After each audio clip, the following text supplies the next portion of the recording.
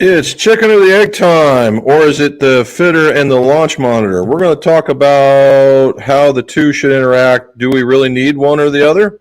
Let's find out next on What's in My Drawers Golf Talk.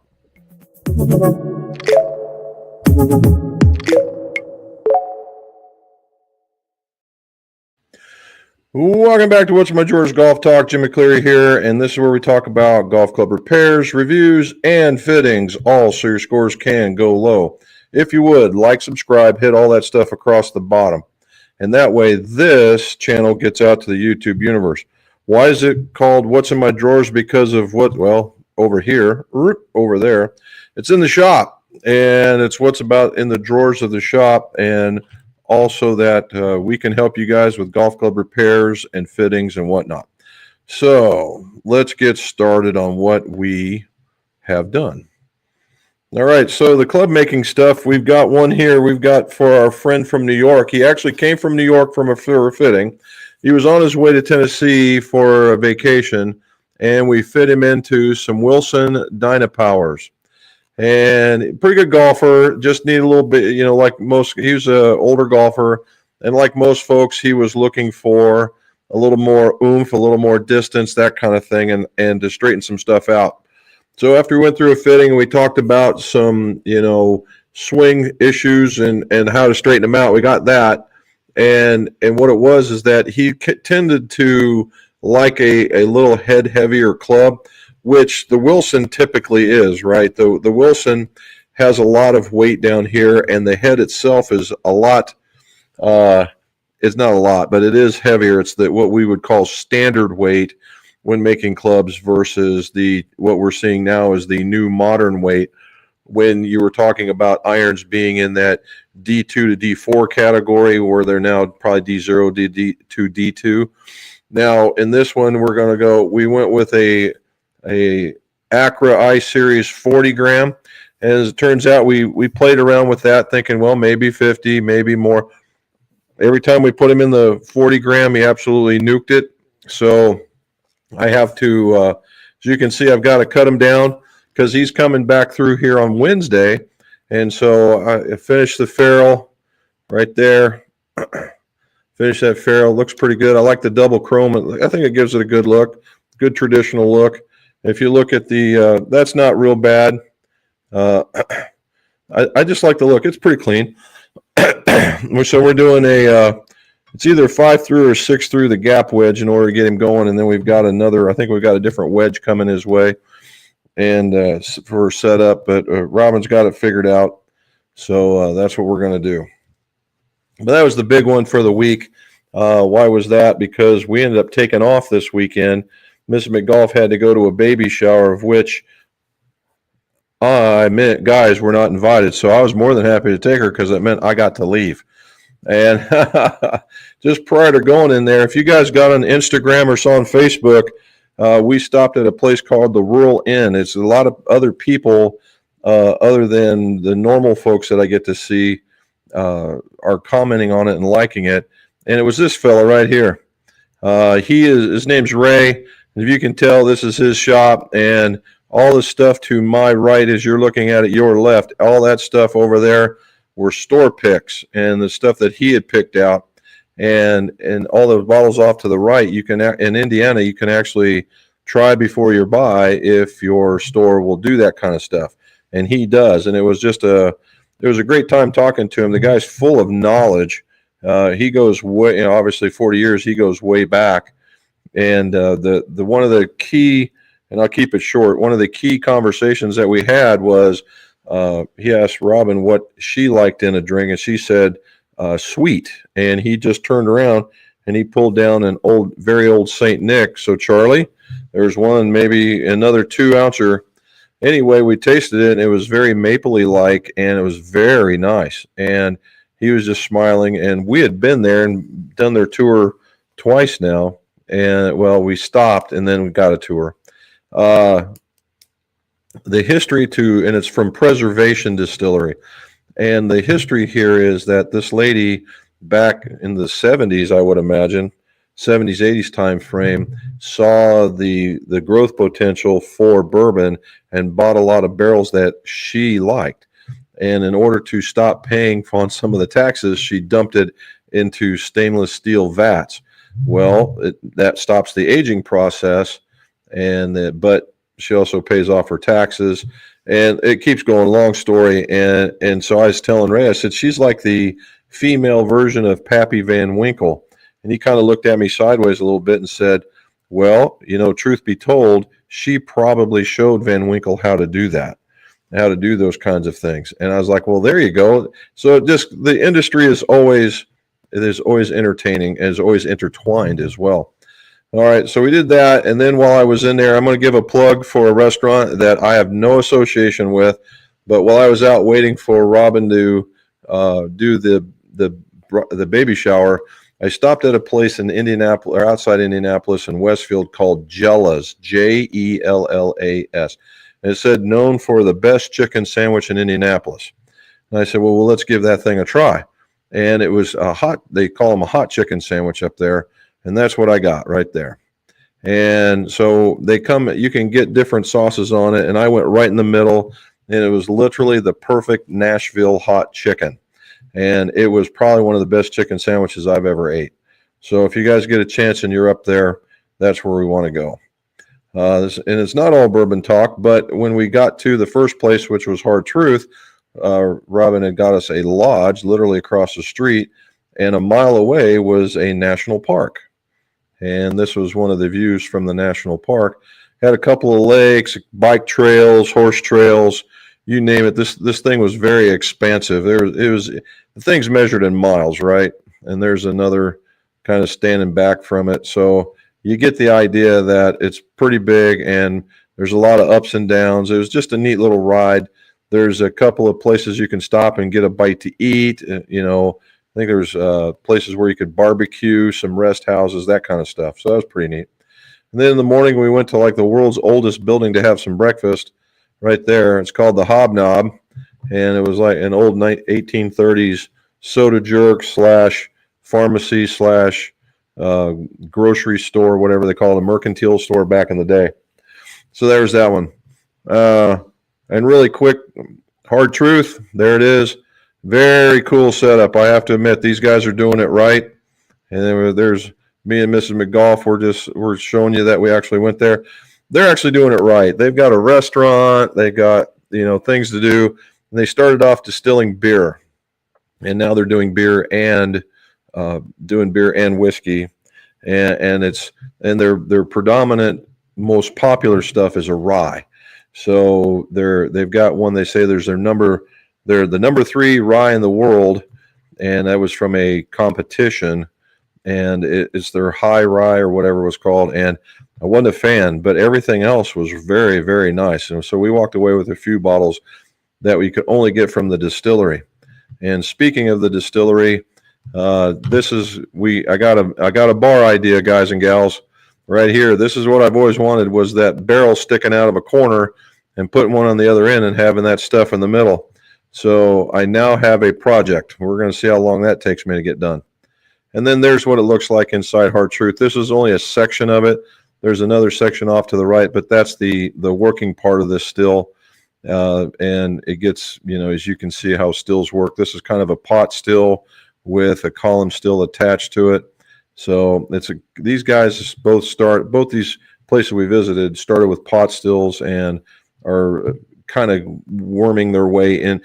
The first one does a sweet mash, which means that every time you get it done, you clean everything out and you start all over. And so that allows you to vary what they might have from batch to batch, where column stills you can go 24/7. The second one was Starlight Distillery. Now, this was about 30 miles north of Louisville.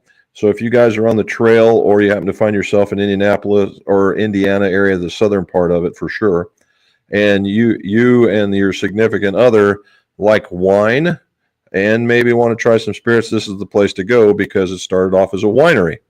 And as it started off as a winery, and then they got a family tree that they show you as part of the tour. And about halfway into it, guy's name is Carl, decided, hey, let's make some bourbon.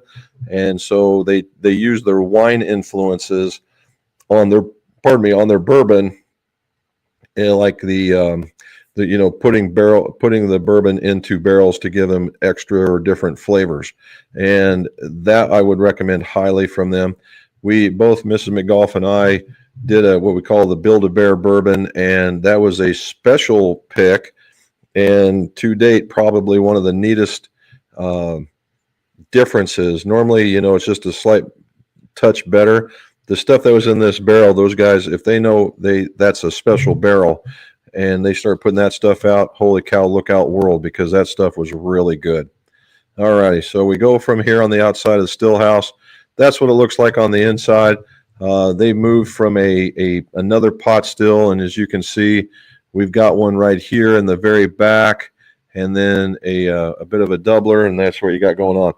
Just to kind of give you an idea, this is what it looks like where you end up at, where all the wines and all the bourbons and all the food. They serve food, and pretty good food too, as a matter of fact. And if it's a nice day, you can go outside and sit down and just relax and listen to, like that gentleman right there, playing a guitar, singing songs. Everybody, it's very, very mellow, right? Very, very mellow. So that's where they're at. Okay. So that was the trip. We got back a little late last night, so we're running on a little bit of low gas. But today is one of those I got from Ray in the store pick. This is Lawrenceburg Distilling, which is now known as Larrikin. And that's a Navy guy, so that's the reason why I'm doing this. And I think he was an operator.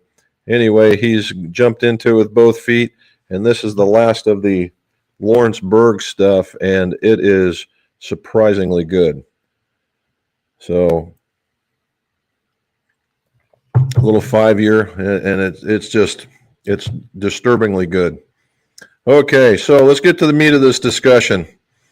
All right, as I said here, what we say, launch monitor versus the fitter, what do you need most? So let's break this down just a little bit, because I can see this where this becomes chicken or the egg type stuff, okay? Launch monitors. Do we actually need launch monitors to do a fitting? There'd be one question. And then if we do need launch monitors, how good does the fitter need to be in order to be able to interpret the data in order to do that? Or do you just let the launch monitor do it? In which case, do you really need the fitter, right? Because if you've seen the growth of simulators, a lot of that stuff has golf club information, golf club and ball spin and all these kinds of things. But does that translate into understanding what it is that you need, right? So let's do the launch monitor versus the fitter. So in the beginning, before I started in this business, before launch monitors got started, and so we understood that there was a need to be able to know if a person was hitting it high or low or whatever, because let's face it, unless you were down below Tennessee where you could go 24/7 and be outside, that if you're up in this neck of the woods, that you would only be able to fit in the decent weather, which made it prohibitive to actually have a business. So you went inside. And if you went inside, how do you track that stuff when you go inside? Well, as what we did was you did geometry, and you had this net that I'm pointing to it. You had this net that was out there, and what you did is you marked it in lines, right? Lines and squares, and you had a center line, and then you had one or two lines depending on the width of your net, and then the lines going up like this, and it was measured in degrees of launch angle. So what you would do is it would hit the net, and obviously it would leave a mark or leave an impression on the net, and you could go, okay, I am 5 lines up and I'm half a line over, which means you just launched it right around 14 degrees or whatever, and you were X number offline. Now, if you did that and you said, okay, and we assume that you hit it so far, and in the days we had these little radar gizmos, or we had these, I think I still have one. It was an accelerometer that you clipped onto the shaft, and when you swung it, it told you how fast you were swinging. So you would take a kind of a rule of thumb, a maximum rule of thumb for distance based on swing speed, and then you would say, okay, if you're going off this way and you're drawing a line, it was kind of old school missile technology, and if you went off to the right and you went that far. So this was center line, and you start going off, and of course it would get wider, and you say, okay, we're assuming that you're going to land about here, and that's without curving. That we didn't take into account curves or anything like that, except if you saw swing flaws. And that's the reason why some of the older fitters are probably pretty good at teaching, because they had to know what was going on in the swing in order to make that happen. Now, could a newer fitter do that? That's a question, because you get dependent on the technology. Could you do that? Do I think nobody can do it? No. There's probably some very, very good fitters out there that would understand that, but you have to be able to, and you have to be able to know, because you got to self-check yourself, right? Because these launch monitors are not infallible, which is the reason why I'm talking to you about this right now, is because I switched over to a new program with FlightScope, and I really struggled with it mightily in the beginning, because it was giving me distances that were extraordinarily short. And it was after a lot of working, a lot of back and forth with the company, that we had to go. I placed both programs on a computer, and I said, this is the program that works. How do I make these settings get over to this one? And that's what he did. I had him ghost in the computer. He floated around the old one, and you could tell he wasn't really used to it, and found this numbers. And we went back over to this one and started doing all that. And in order to do that, he says, well, now test it and get back with me. So I've had a few people other than myself on there, and I said, so what are you used to hitting? And they would tell me, and these guys are pretty reasonable about that stuff. And we got it to and he would take his or her golf club and hit, and I would say, okay, how far do you hit your golf club? And of course, now you have to ask the question, how far do you carry it, and how far does it roll to? Is your distance based on the ending or the beginning of the trajectory of the flight, or the ending of the flight? And once we cleared that up, but the machine picked it up pretty well, right? It picked it up pretty well. Now I'm just disappointed in the fact that I'm finding myself, I'm shorter. I'm shorter in my distances, which means I got to figure out something myself now. However, that's what we're seeing. So that's what brought this up, is knowing that sometimes this machine is not going to give you, not just this one, all of them. Sometimes you get kind of a really weird reading, and you got to know enough to be able to go, well, we're not going to use that one today. And to know how to do that and see the evolution of these things as they go off. So, so that was that part of it. So now, as far as the fitter, in some of the programs that some of these launch monitors have, they tell you what you need to do to hit the most bestest shot ever, and how to max it out, right? And if we talk about a driver, 99 times out of 100, it's hit it higher, spin it less. Okay, so if you're already hitting it high, how do you get it to go lower? And what if your spin rate is really, really good, and you go, well, I just lower the loft? Well, that's a good call. Now, when you lower the loft, you just lowered the spin. In some cases, that's a really good thing. In some cases, it's not, because if you start getting it too low, you hit what's called a knuckleball, and it doesn't fly right. Or the other way, where you're hitting it low, we want you to hit it higher, and that's really cool. But now when you hit it higher, you get this excessive spin, and that's just changing the head. Now, what does that mean? Well, now we got to start talking angle of attacks. We got to talk about shaft profiles, maybe the weight, maybe the way you're delivering the club to the ball. Those are different things. And so the question is, what do you guys think? Do you guys think that you need to have an experienced fitter, or will the machine do it for you? That therein lies the thing, right? That's the biggest question of them all. Because the machine, there is, with AI coming out, is it ready now? No, but maybe in about 10 years, it might be ready. In that, you could put in an AI and say, I'm doing this, this, and this. What do I need? Well, what it really needs is a lot of input from shaft data, the way that you're swinging. There's a lot that goes into it, right? And 10 years might be a little bit conservative, but it might get you to where you need to be. All right. So therein lies that. And so it's that versus it's the man versus machine, or do you need them both?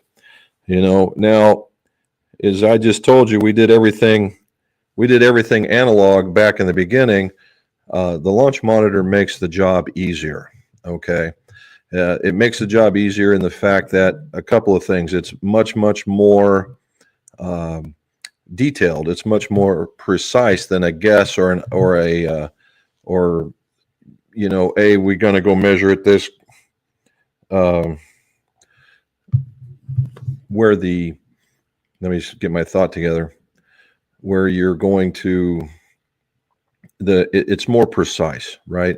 You get to see the spin rates, which you normally wouldn't get to see. You get to see the bend of the ball, which you normally wouldn't see. It was that kind of thing.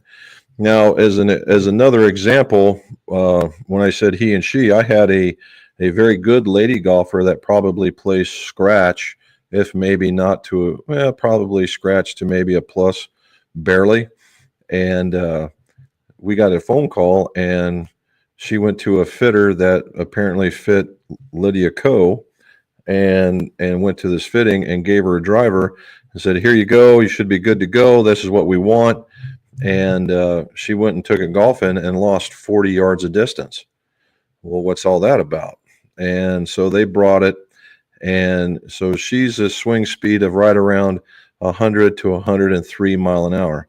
Well, that is very much in the beginning of the stiff range, okay, or in the stiff range, depending in the middle of the stiff range even, and it depends on the swing.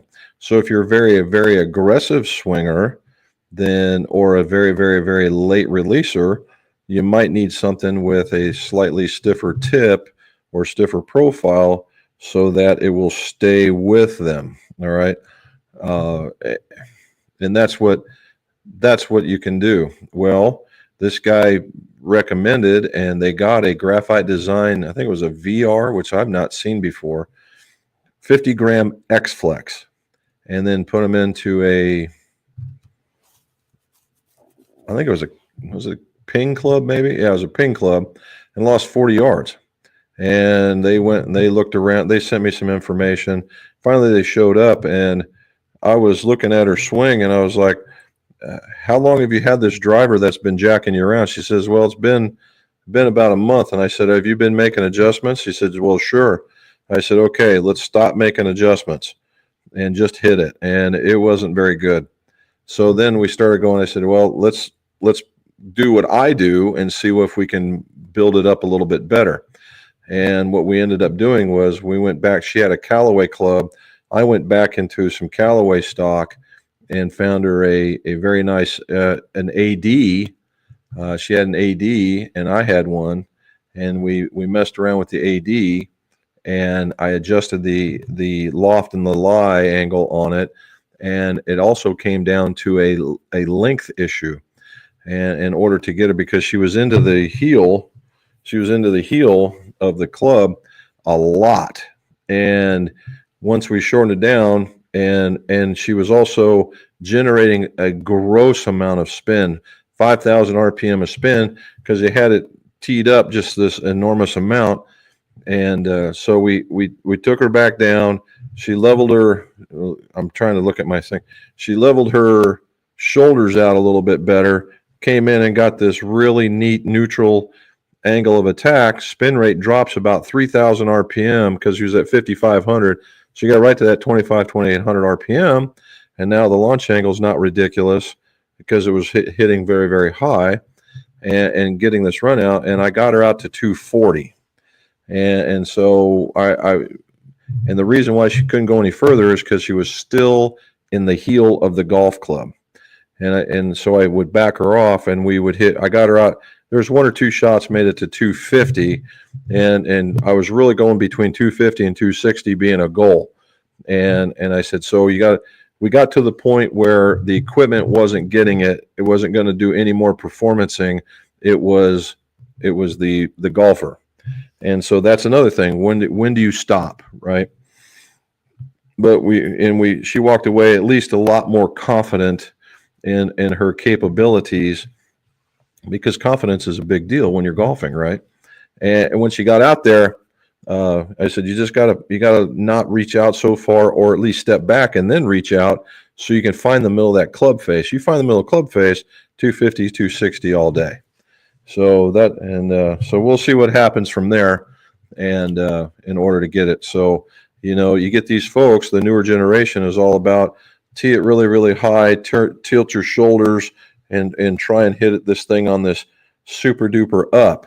Well, that's good if you're 6.5 foot tall and strong as an ox, and you're getting all this neutral. If you look, even at the best players, even Rory McIlroy, if you look at him, he's not jacked up real hard. He might, if you go from level, he might do like this because of his hand movement, and he's turned around and he pushes out there a little bit more so that he can catch it, because the swing is an arc, and you get just a hair on the up.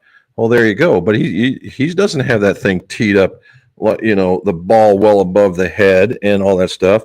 He's very, very traditional in that approach. So you really have to put all these things in perspective, and that's not something that the machine's going to catch. And as a golfer, are you going to know it because what you think you're doing is correct? So there you go. So what do I think? I think that they need to work in concert, but I think the fitter needs to understand the numbers, needs to understand the product, and needs to understand how the golfer golfs in order for you to get a very, very good fitting. There you go. So that's my thing. Is it all machine? Not at all. All right, let's go to the top. Here we go, Matt. Matt's got no rounds because of soccer. He's still chasing those kids around, but it was good weather this week, so I bet he had a good time. How does your lie angle affect the fitting? What are some of the craziest stories in the idea of your experience? Well, lie angle is we'll just put it this way. Lie angle becomes more important as the loft of the club gets bigger. All right. So it is paramount in the wedges, then the 9, then the 8. And as it goes up, it becomes, when you get to the driver, it becomes less so. Now, does that mean you can walk around with a driver like this and be up here like that instead of one that looks normal? No. But when you have a low lofted club, the lie angle according to the loft angle doesn't work against it as much, where at 56 degrees, you could have as much as a movement like this, where in a driver, it might be like that much. So that's how that works. Now, the craziest lie fitting I've ever seen was, it was actually a guy that he was handicapped and he was strapped to a cart, and he did these performance things. And because he was, and because he used his upper body a lot, he swung these clubs that were much longer than what would be standard, in order to get him in much lighter. Well, that's another story right there. If you had a standard club, the club would be very much upright like this. So he needed to bend him down. And we were bending, and we were helping out. He wasn't the guy reporting to me. I was just helping out another guy. And I bet it was some crazy number, and it was a golf club that was heat treated so it could actually move this far. I think we went somewhere in the vicinity of 7 or 8 degrees flat. It was like swinging a hockey stick. However, when you put it in this guy's hands, he absolutely mashed it. And that's just part and parcel of getting the right fitting. And he could control the ball too, hit the crap out of it and got it out there. So, when you see folks out there with one leg and they're out there golfing and they're tore up with it, or even one arm for that matter, and they start giving you that guff about, oh, I'm just this handicapped guy. You want to go for 5 a hole? Don't take it. Don't bite, because I guarantee you that guy will spank you. Unless you're mad, of course. But the guy will spank. He'll beat most people he plays. John says, hello from Myrtle Beach. I know this was discussed before, but the weight of the grip, how does that affect the feel of the club? Does it help with a hook or a slice? The hook or the slice is independent of the golfer, John. As if you start from a standard weight of grip, which is around 44 to 46 ish, right? Well, and if you start in that area, if you get a heavier grip, when you measure it, the swing weight will go down because it's teeter-tottering, right? And if this is the head, then it will go like this, and that means that it's grip heavy, head light, and it just gives it a lighter feeling. Now, that's to some, and that's the reason why the best answer in golf is it depends. What do I mean by that? Well, if you're an aggressive swinging guy, and I put more weight in your hands, you would bring the club back and you would feel it right here because this is where you're feeling because this is always working. Then you bring it down and you could track your club. Now, if you're a smoother swinger and you come back and you're really nice and easy, what you're looking for is that weight that's way down there, and it'll feel light and you'll swing it around like a spaghetti stick. And we don't like that, right? So it's a give and take. Now, here's another thing, and this is Jim's philosophy, nobody else's, in that, for instance, this right here, you would think with the 40-gram shaft that this thing is going to feel extraordinarily light. Well, if you're using a standard size grip or even something a little bit bigger, this thing, I don't want to go jumbo grip 100-gram kind of thing, but if you're in that 40-ish area, 40 to 50-ish area, this club is going to feel head heavy. Now, why is that? Because in all that swing weight, this assumes that this shaft is somewhere in the 100-plus gram range. Well, we just took 60 grams of basically balance out of this club. Now, that balance has got to go somewhere, and if everything is staying standard, it's most likely going to change into feel. Now, the total weight's going to be very, very low, which that's more important, in my opinion, total weight. And the total weight's going to feel good, but it's going to feel just a hair head heavy. And I say that because I've given folks same grip, same head, and lighter shaft, and they go, oh, this club's heavier. Not even close, homie. It's just the other way around. You give them a heavier shaft, and they go, oh, this one feels lighter. And it's the tipping point. It's like being on a teeter-totter. Okay. There we go. Robin saying hi. Hey, Scott's back. What do you say? How you doing, man? It's been a long time no see. Scott was he and I have frequented a forum together quite a few times. He's a good man. There we go, Charlie. Charlie, I think you really need this might be in another jar for you as well. I don't know what they did, but man, they did it right. Okay. They're saying hi. Manuel, what do you say? Hello, Jim Rob, the rest of the fitting world. 83 last week at a newly opened course that I never played. Decent score. I would say so. Not bad at all. Brian Pettit, hello from OBX, North Carolina. OBX, I wish I knew it. Hopefully that's more than just OBX. But hello, Brian. Thank you for joining. Got a question? Ask away. Mr. Three Putt, hello from Texas. Last week you commented on my avatar. My avatar was created using Chat GTP. Oh, okay. I'm going to have to get on there and check that out. That's pretty cool. That is pretty cool. Okay. Robin saying hello. Outer Banks. Robin's texting me and she's telling me that was Outer Banks. Okay. I'd like to try Outer Banks once. Phil K says, he says, happy Monday. Interested in hearing this today. Well, very good. Again, if you guys got comments, let me know, because this is Jim's Opinion 101. And there's, just like butts, everybody's got one, an opinion. So I want to hear it, because sometimes it's just based on experience. So not bad. Richard Smithson. from Medicine Hat, Alberta, Canada. Now, I've heard of Medicine Hat, and I have no idea why, but I've heard of that place. Well, thank you for joining us.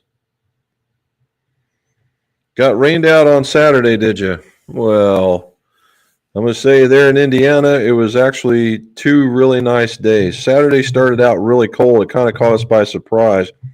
It was in the low 40s, and it was supposed to be, all we saw was, it's supposed to be in the 60s, almost 70s.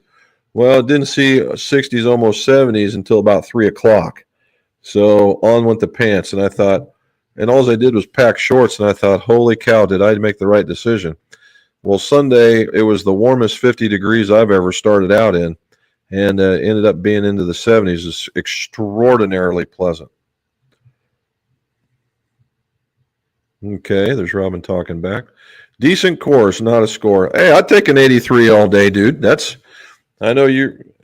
take that score in a heartbeat, particularly at a place you've never been.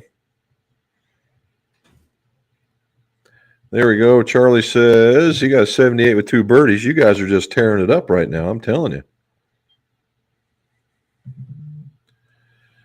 There's Mark saying hello, Jim and Robin. I like the hand wave thing. That's pretty cool. Let's see what else I got here. Yep. Okay. We're caught up. Robin saying hello to Richard Smithson. Oh, Schlats is here. He's from SoCal. Glad to see you made it. And there's Krister. Krister, I saw a video of you hitting a hybrid. How'd that go? Is that the one that you've been telling us about? It looked like you hit it pretty good. Yeah, it looked like it off of the mat. It was pretty good.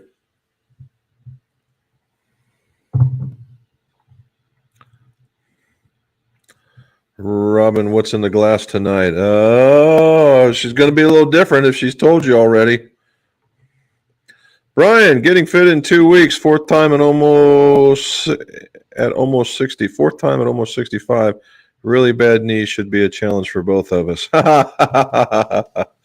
Well, the biggest thing is take your time, right? I normally, if I don't know that you have a like a medical condition, like a bad wrist or bad knees or something, I'll make you hit a lot of balls. And that's just it's confirmatory in a lot of nature. I'll go, okay, that's what I think. Let's go back and hit 2 or 3 or whatever. Well, if I know the person has limited time, at least being able to make good shots, then I will really get focused in a hurry and say, okay, this is what I think. This would go, put you in the stuff, let you hit it, let you get really comfortable with it. I'll take you off center a little bit to see whether or not that was it. And if it was, then bring you back, watch you hit it again, and then you're on. And I get really, really, really focused with that. Other than that, I just like going through there and having fun with it. Played his first 9-hole rounds last weekend. Is that the reason why you got that medal? I also saw that too. The Jim Beam Vanilla and Root Beer, Charlie. Hey, Dan's on. What do you say, man? Did you survive? We're at the end of it. Did you survive tax season? 40 and 47 net with only irons. Was it something? With only irons. You know, Krister, that brings up one heck of a point. There's a lot of times out there where guys are like, they're just struggling with their driver, like me right now. I am absolutely struggling with my driver, and it's what's gotten into my head, really. I can turn around and take my 2 hybrid and just absolutely destroy the golf ball with it. And it's in my head. And I know it's a timing issue right now, and I've just got to, what I got to do is just get off my butt and get in here and hit some balls just to get it back. But I've watched guys, just take the 3-wood and go hit it. You're, giving up 10 yards and being in the spot, no problem all day. Wish I had fun in there. Yeah, I was. We roamed around. Both places were closed at the weekend. They had finished their runs and whatnot. And when you have pot stills, you have to shut down and clean up in between. We're in a column still. You have your your recipe off to the side, and you just feed it, and you just keep feeding and feeding and feeding and feeding until it's all gone. And then you can keep running. If you have more of it, you can just keep feeding, and just you have this infinite run going on. And they talk about heads, hearts, and tails. That's kind of a thing that doesn't really exist in a column still, and there's a lot of learning there that we learned, right? We learned that one. But yeah, it was a lot of fun. We got to go through there, and I did have a video of me filling it up, and of Robin filling our bottles up from Starlight. That was a ton of fun, and it was a good bottle. Kind of made our own unicorn again. An adult float. Yes, you're right, Brian. Absolutely, positively. All it needed was a little splash of vanilla ice cream, and you'd have been right there. Slat says he's testing out Jumbo Max Medium grip. So far, so good. Had my best rounds in quite a while. They will study you out, bud. They will study you out. I had the small versions of the same thing, and for the longest while, I just hit the living daylights out of it. And again, one of those things like we're all golfers searching for something. It just left me for a while, and I said, "Oh, they got to go." But they did. But they're really nice. There is something to it. And there's Robin. Hey, there you go. Asking the same questions. There's Dan saying it was a grind. Tax season was a toughie, huh? That's something new. There with all the changes in the codes and whatnot. I can only imagine. All righty. Let's see. Here we go. And yep. Charlie says the photo of the chicken sandwich almost looked like pulled pork. Well, you know what? But if you look at it a little bit closer, let's see if I can go find it for you. If I look at it a little closer, there you go. At first glance, if you looked at it, I'd get that. Yeah, I'd get that. But it's basically a coated chicken sandwich, man. And I'm telling you, best one. They had all those chicken sandwich wars between all the chicken sandwich places. This thing would have smoked them. Smoked them easy. All righty. Our hobnob is more tasty. Oh, you got one up there too, do you? Well, this one was pretty good. But it was country comfort food. What a great conversation today. Well, thank you. And just like last week. Well done, sir. Well done.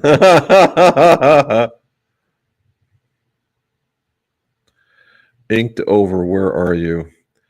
She changed her name. I saw that too until I saw the picture. Roll out the barrels. Yeah, it was surprising the difference in attitude, because when you have a beer distiller and then you get into whiskey distilling, they now have the real popular thing now is to take your beer and put it in used bourbon barrels for, I don't know, a couple weeks or something, and give it that little extra kick or flavor, and send it out. And there's some they do it with honey, that kind of stuff. And then what happens again is they'll take that bourbon infused barrel that's now empty, send it back to the bourbon place, and then put it back in there, and then they will have a different flavor because of the maltiness of the beer. And I don't know if I'm into all that, but it's in there, and it's not like it overpowers it. It just adds that little flavor as a flavor note in the back. There we go. She's back home. And the brewers for the tippy top with straws sticking out for sampling. Well, that's the reason why they make those things called whiskey thieves, Charlie, so you can get into them like that. But a straw wouldn't hurt at all. Like I said, when they took us to Starlight, we just went through there, and holy cow, we kept doing this, kept doing that. You want to try this one, you want to try that one. And I was like, good golly, if we keep going, I'm going to need a hotel room. And so caution was the better part of valor in this particular one. And but we got to try the differences in what their standard versus their flavors were, and I'd have to say I'd go with their flavors. The bourbon is just a little too new for me, but when you let them set in whatever barrels for a couple of months, it takes that edge of it right off, and it was very good. I tasted a honey barrel. I did the first time ever, and it wasn't very sweet, and it wasn't very honey like, but it neutralized. If we went from the bourbon to the honey, it was light years difference, so it was very good. Peter, what do you say, man? Played Myrtle Beach Friday, Saturday, Sunday. 68. Wow, good round, dude. 76, 74 has become very windy. Well, the storm, you got a storm coming? I think you do. Very nice. Well done. Where'd you shoot those at, man? John Lamb, he got his new piece. He got a chance. Did you get out finally, man? The snow melt and whatnot. The 790 sweet, fit the eye. Excellent feel. Long two. Had to do a bit of loft tweaking to gap the yardages. ZX3 3-wood. Well, it was 265 off the tee. What? Well done. 265 and 245. Well, if you're swinging a driver and a 3-wood like that, those P790s are crazy long. You probably don't need much in the way of anything between the 5-iron and the bottom end of that then. Well done. Very cool. Yes, it is her, because I can see the face. Yeah, he's tearing it up, man. If anybody shoots a 68, we're talking about mat level now. It's me. Got to take Henry to lacrosse soon, but jumped on to listen to Big Bro. Well, thank you, kiddo. Tell Henry to play well, play aggressive. Thomas Molinsky, what do you say? Hello from Sweden. The weather is 61 degrees Fahrenheit, 130. Perfect golf weather. I would agree. I don't mind a little wind as long as you know how to play it. I learned that one when we visited Ireland, and we were playing in where's the Crystal? It was the Crystal Castle place. It's going to hit me here in a minute. Something Castle. Starts with a W. Anyway, I'll get there. Anyway, the lady says, yeah, you're playing about a 3-club wind. And I thought, okay, normally when we think 3-club wind here in the States, it's forward to back. What she also meant was right to left.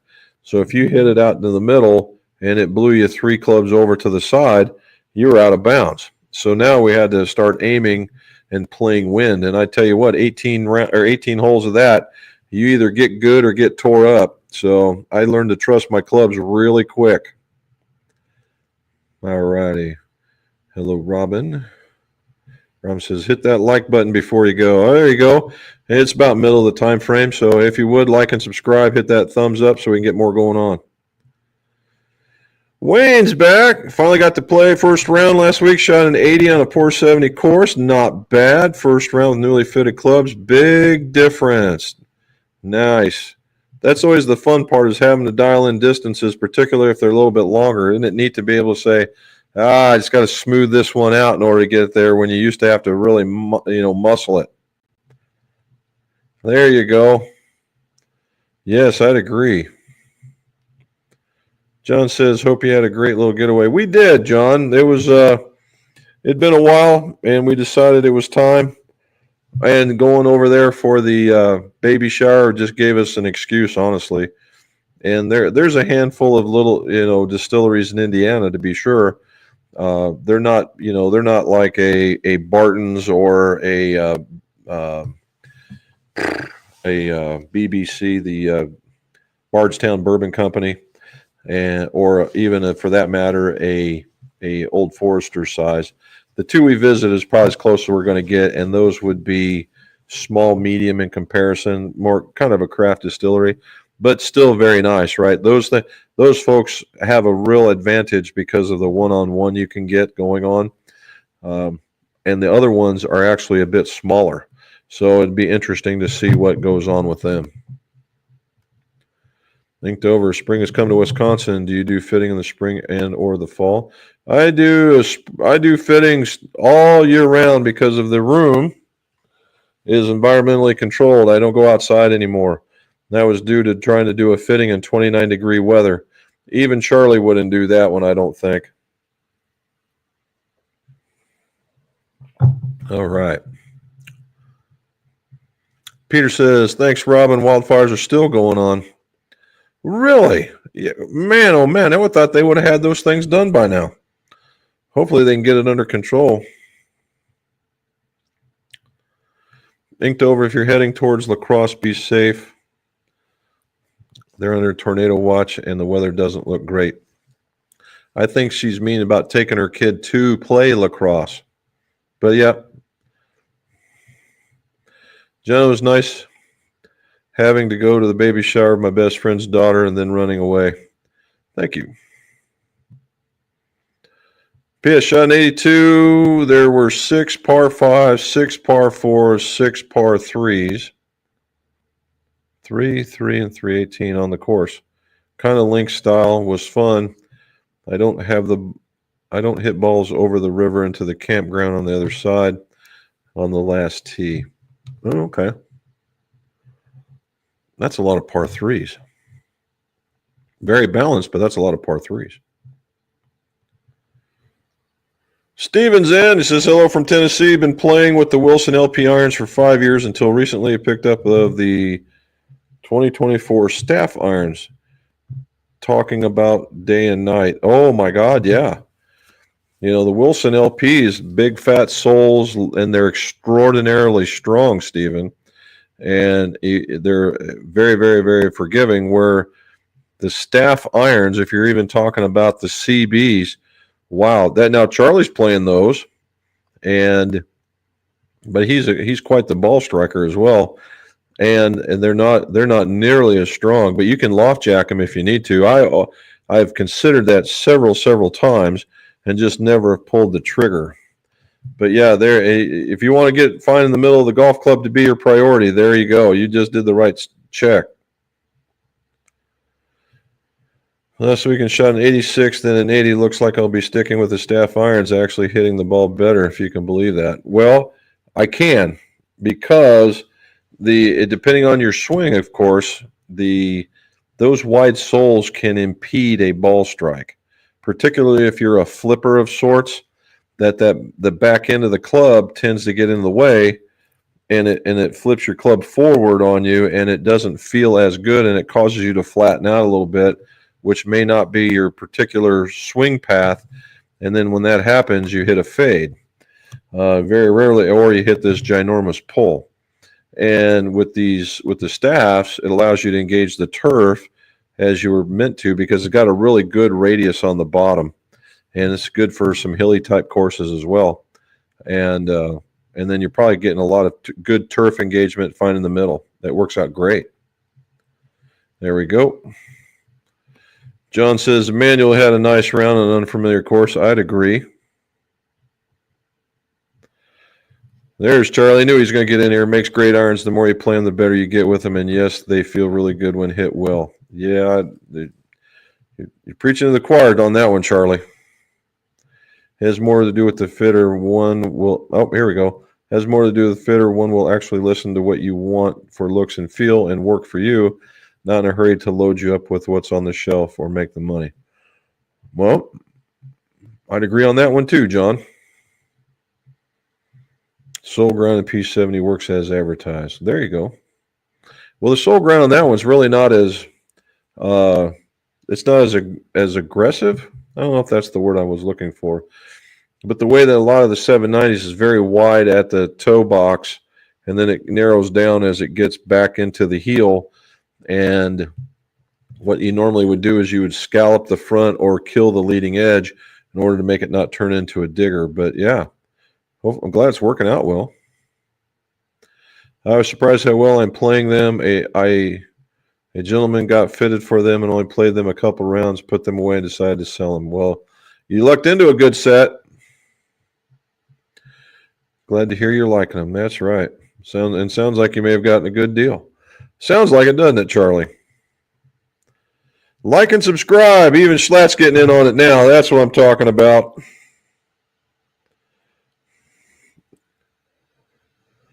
Charlie had to move on because I got rid of the other one. This was my backup just in case we ran short. This is Elijah Craig in the B batch from last year.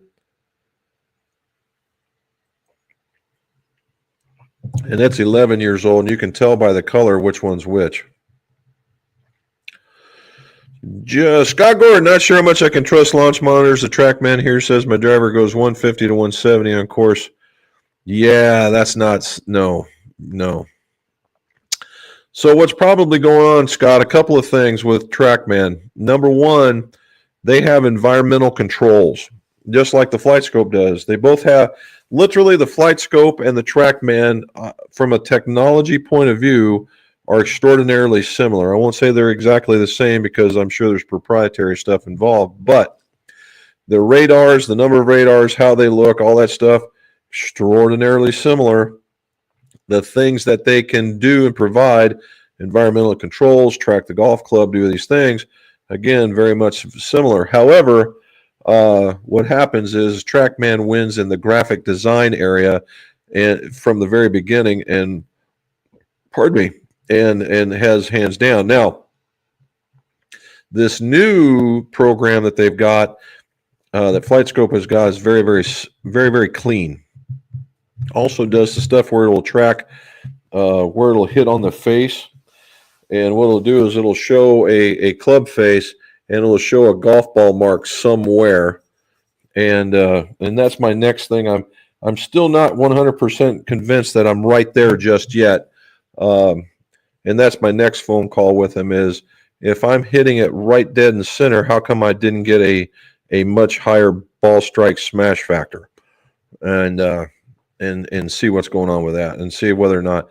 So I'm starting to get techie, but yeah, if it's going 150 and it's not, you're not seeing a bunch of spin there, I would look for the settings. It's probably somewhere in the settings. Other thing is, if it isn't in the settings and you're indoors and they have, like I've got above me, if you have fluorescent lighting will jack up a radar unit in a heartbeat. And there's a way to fix that. And what you can do is you go get, the metal mesh for screen doors.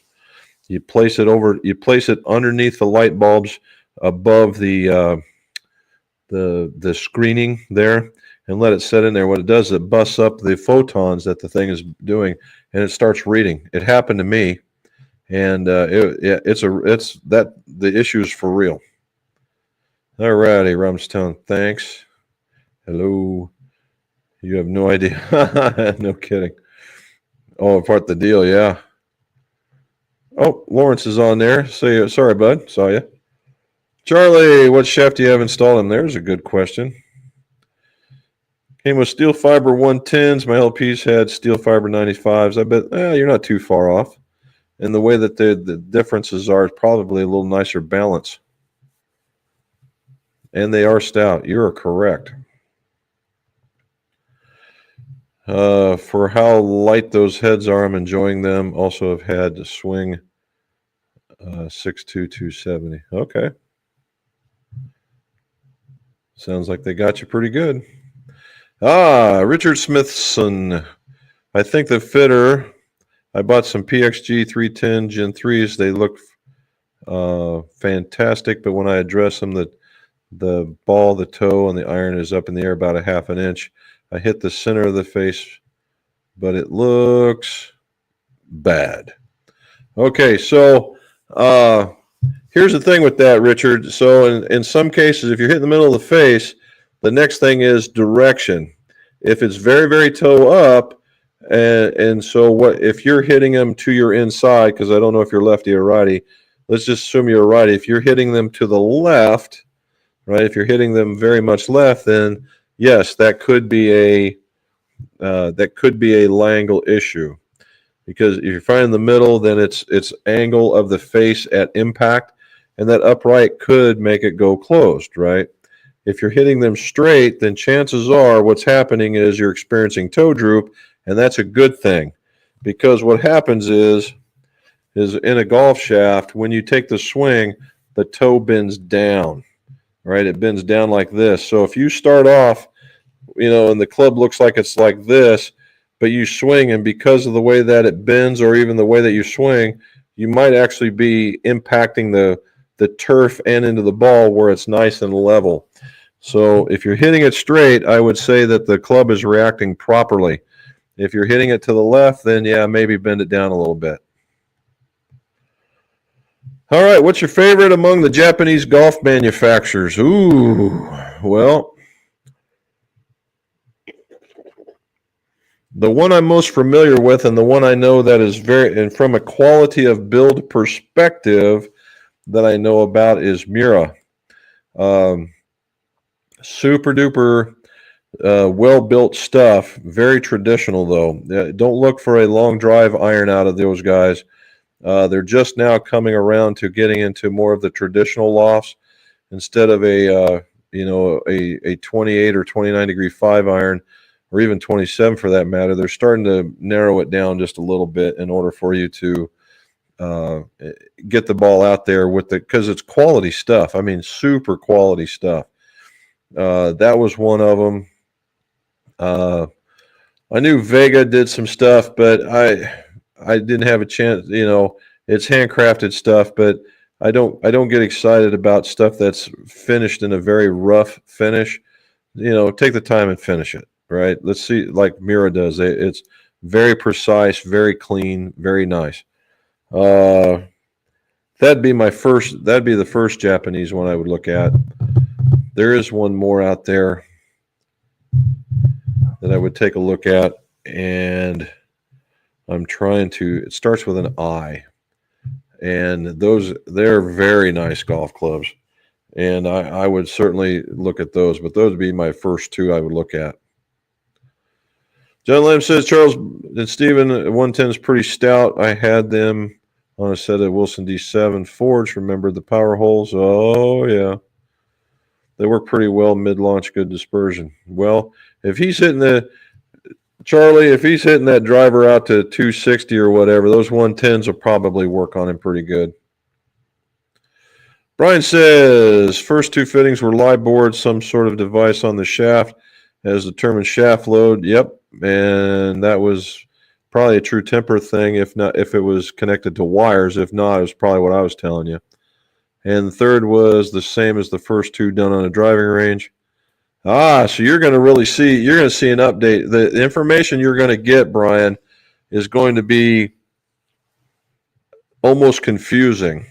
Okay. I remember the very first one when I went from the older launch monitors that gave you the basic information to what I have now. The very first iron fitting took me almost 2.5 hours because I was geeking out of all the information I was getting, and I was getting overload. Richard says, I was told Jack used back weights in his club and he had it taped to the end of the shaft. How does this affect club and swing? Well, as a matter of fact, Richard, you are 100% correct, because I actually met Jack's club maker, and it's amazing that he didn't die earlier based on what he did. They would, in the day, what you did was you took a dowel, a wooden dowel, and you inserted it in the back of the club about that far. And then you drilled a hole out, and then you measured out the amount of molten lead, and you put it in there, and then you let it dry, and then you corked it, or let it cool, and then you corked it, and that's how you back weighted his clubs. And that was because if you look, Jack was a very aggressive swinger, and he liked doing that. And if you look, I mean, even with the woodwoods and the steel shafts, he recorded a couple of 300-yard drives. I mean, that was in the day. He was a monster when it came to that. Now, if he put it at the end of the shaft, I'm not aware that he did that. However, when you add lead, the weight to the back of the club, that's a swing weight thing, doesn't do anything. But if you ended up putting tape at the end of the shaft, that would soften it a bit, and also put more. And if they did, it was probably so he heard something about, I got to have the swing weight, or he wanted a particular feel. And with him, the way that he swung, adding a little bit more weight probably wasn't a big deal. All righty. Can you recommend any dedicated club builder forums?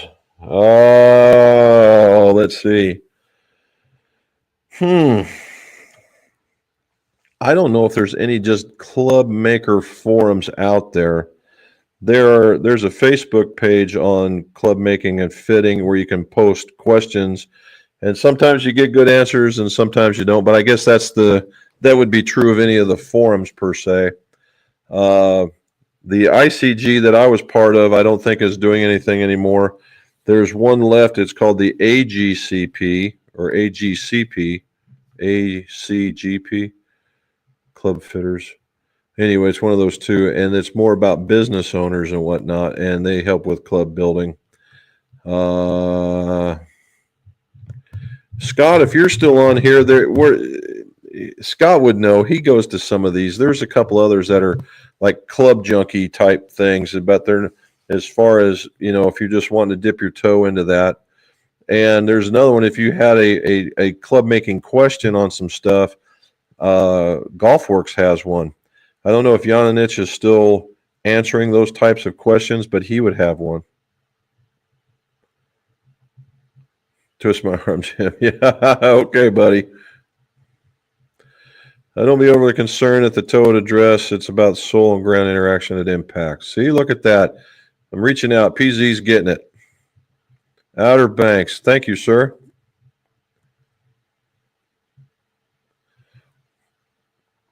And thank you. It says my like and subscribe is backwards, just helping out. Well, here, how about this then? Is that better?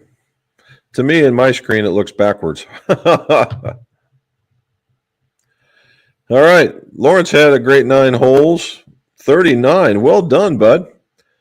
Despite a double bogey and 3 putting both par 3s, a birdie saved my score.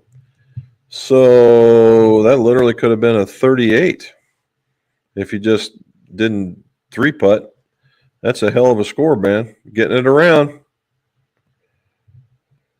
You know what? I think he did. I saw him hitting a hybrid on his Instagram feed, but I didn't see which one it was.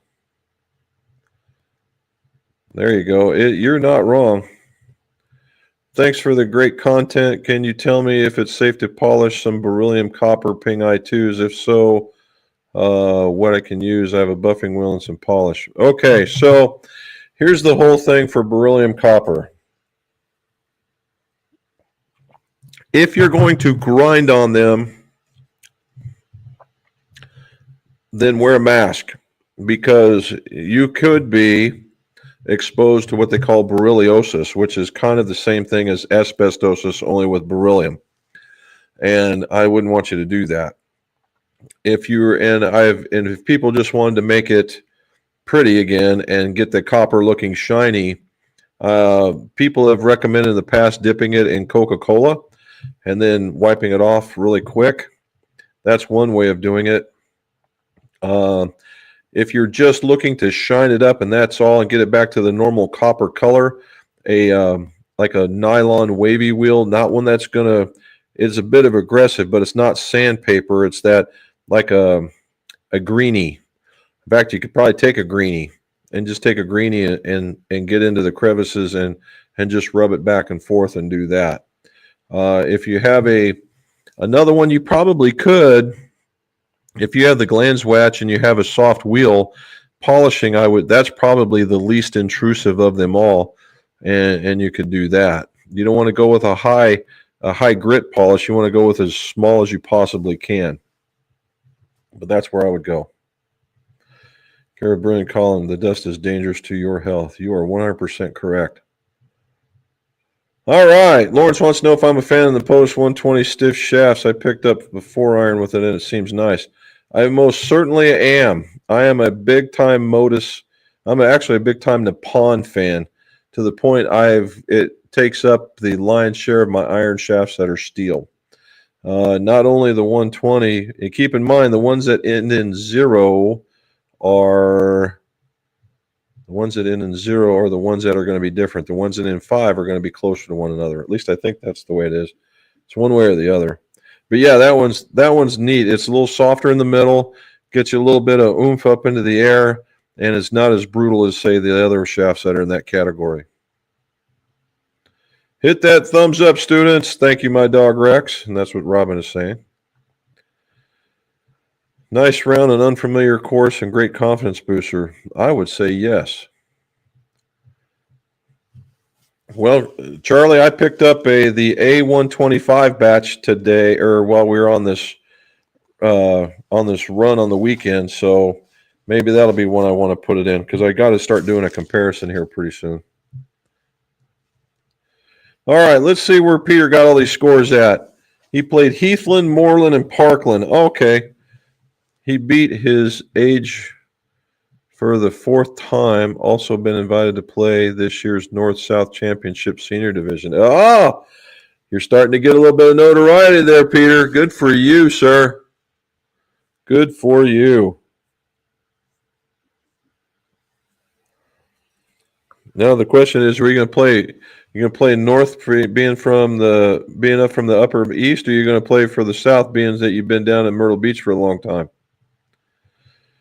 The X3 is a 3+. It's their 2 degree head. Okay, very cool. So yeah, if you're doing that with that club, John, I don't see you needing too much in between, but very neat. When do you play a championship? Borrow your son's irons. Honma makes a good club. They do. They're, but as far as if you're talking about like elite status, I mean, I know they're an OEM and they do good. I had an opportunity to carry them for a while, but honestly, it's almost like their stuff is stock pressed. I don't know how other to say it. I think they're good clubs to be sure, because you don't stay in business very long if you're not. But I just think the Mura is a much better club. Epon's okay. They come out of the Enzo factory, so if it comes out of Enzo, if you find a golf club or a golf head that comes out of Enzo, you might as well just get it, because you just know it's going to be well made. Those guys just do it correct. Golf Addict is in the house. Hope all is well. Certainly. Good to be back on the course. Have 11 rounds in already. Geez, you didn't let the moss grow under your feet there. Guess they're getting used to the new clubs. Nice. Glad to hear it. You are welcome. Mark Nadd, inexperienced with Mura KM 700 irons. They are gorgeous looking blades, but Mura claims they can be used. Well, if it says K, the KM stands for the first or second sun, I believe. And I've actually put a set together for a guy. I don't. The reason why probably they say that is the blade is a little bit bigger and it might have just a hair more offset. But I don't, but it's still a blade. And mid to high handicappers, and they don't do, as far as I'm aware, they don't do hollow bodies. So I don't know if it would be that or not. That'd be a stretch. But keep in mind, they're probably taking that from a Japanese perspective, where they do take ball striking very seriously, right? So, but a mid handicapper for sure. A high handicapper, no. There's D. What do you say? Good. Nice to see you and Bill too, man. I hope Darby had a really good time. Justin Rose had problem with Honma. Yeah. I don't know if it was just an eye. Sometimes you get a pro that just doesn't agree with a particular style. You get guys that didn't do very well with Titleist, and they slay it with a Callaway, or they don't do very well with a Callaway, but they kill it with a Ping, that kind of thing. Look at me rhyming. Oh, he used Mura today. Oh, okay. That I could see. If you're having trouble hitting the ball, clear the left side. Well, I'm a lefty, so I'm going to have to clear the right side.